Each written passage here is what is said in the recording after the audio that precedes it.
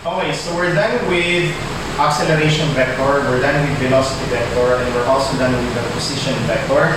Now let's move on with the next topic, which is all about projectile motion. For this topic, I only prepared one question, and that question is this.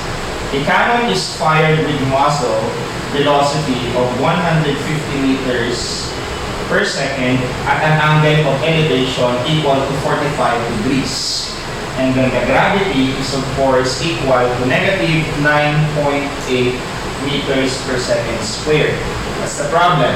The problems are, what is the maximum height the projectile reaches? Letter B, what is the total time of the projectile as it reaches the maximum distance? And letter C, how far away did the projectile land, or the range? So for us to be able to solve this problem, in my class, I am not just relying on the given. As much as possible, I try to teach my students how to draw the problem. But let's try to write down the given first. So we have here the given, which is the velocity, which is equal to 150 meters per second. We also have the angle, which is equal to 45 degrees. And the gravity, or the acceleration due to gravity, that is equal to negative 9.8 meters per second squared. And we are going to find the height, the maximum height, the total time, and the range. So these are the missing variables to complete the problem. So how I usually attack the problem is by making an illustration. So according to the problem, there's a cannon. Let's say this is a cannon, and the elevation is 45 degrees, and then there's a muzzle which has a velocity equal to 150 meters per second. So let's say that this is the trajectory of the projectile. And so this is the maximum height. So this is the height, this is missing. This is the range from this position up to this position. And this is also missing. And the total time is the entire time that the projectile needs to cover this position up to this position. So if you have this kind of illustration, for me, this problem is easier to solve because we have a visualization already of the problem. Now let's have the solution.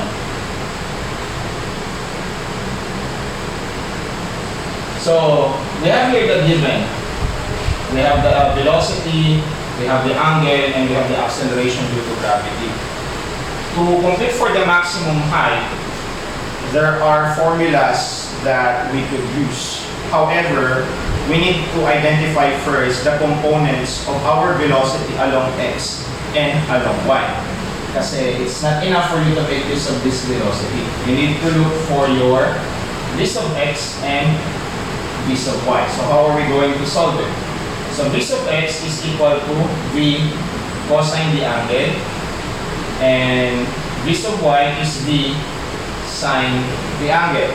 So by substitution, v is equal to 150 meters per second cosine 45 degrees. So same as with sine, we have 150 meters per second sine the angle. I think cosine 45 and sine 45 are just the same. So what we're going to do is to solve for the answer. So 150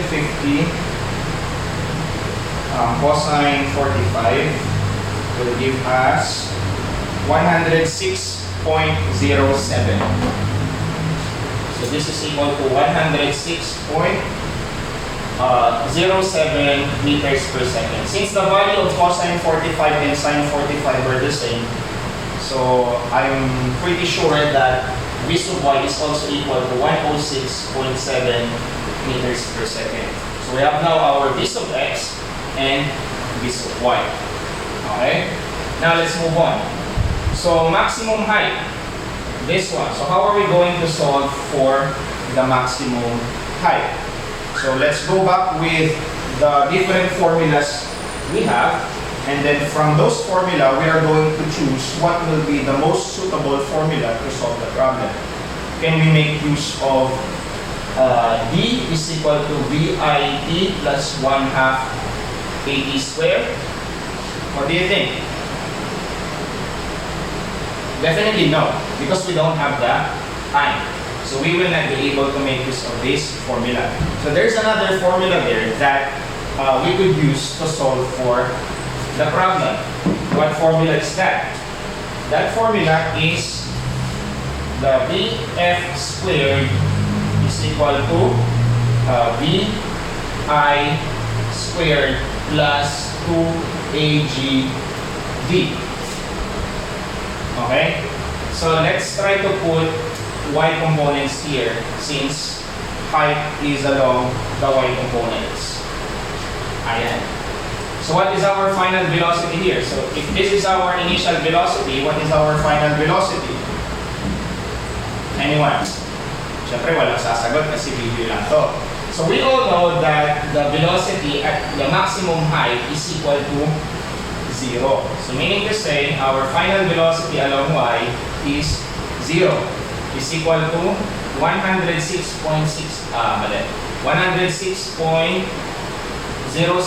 meters per second squared plus 2 times negative 9.8 meters per second squared. And then our distance of y is actually equal to our height. So let's try to simplify first before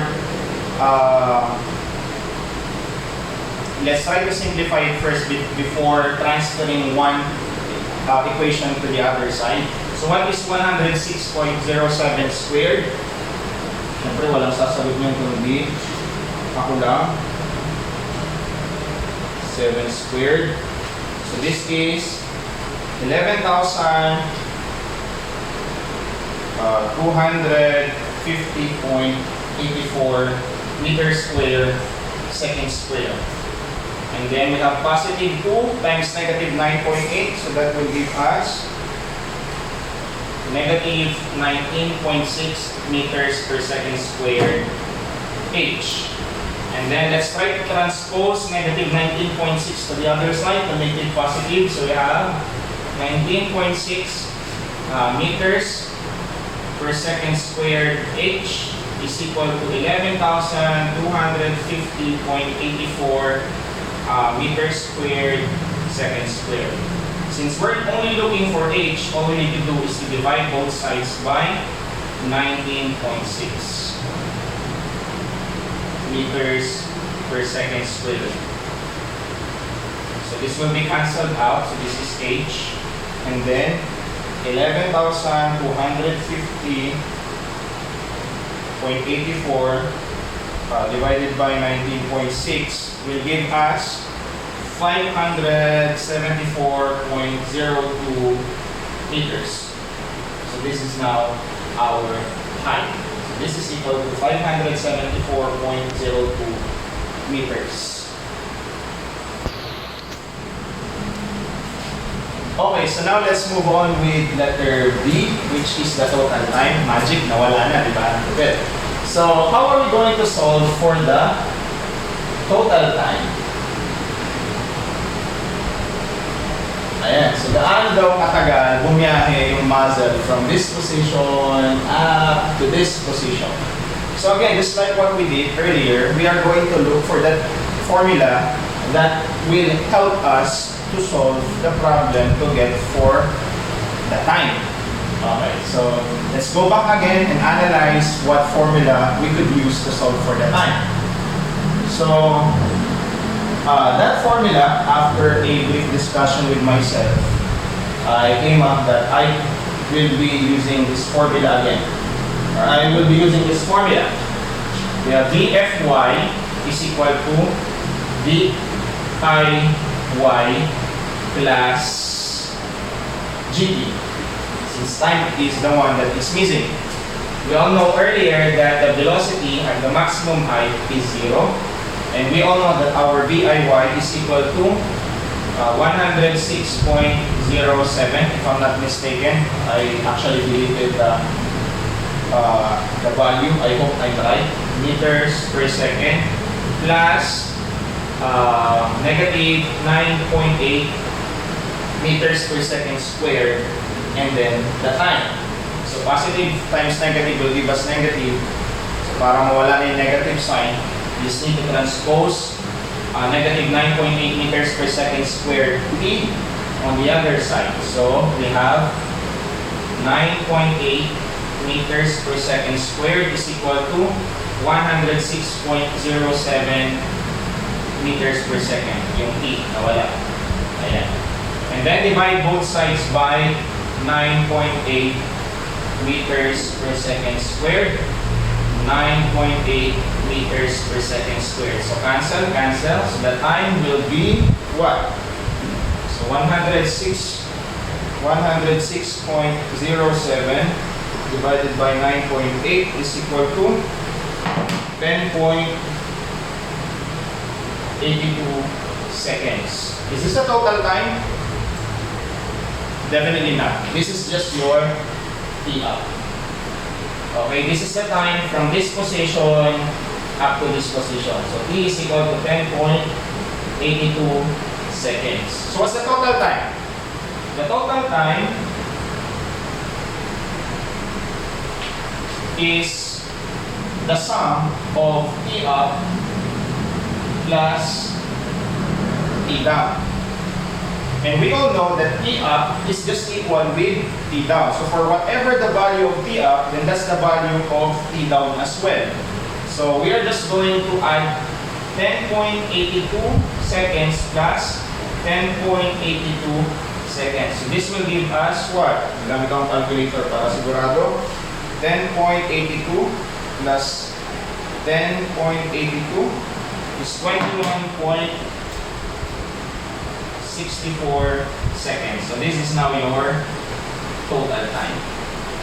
So T down, T up. So this is 10.82. So the total time will be 21.64 seconds. That's it. Okay, so nawala na naman sa letter B. Magaling, di ba? So now let's move on with the last part, which is the easiest one to solve since we already have all the values.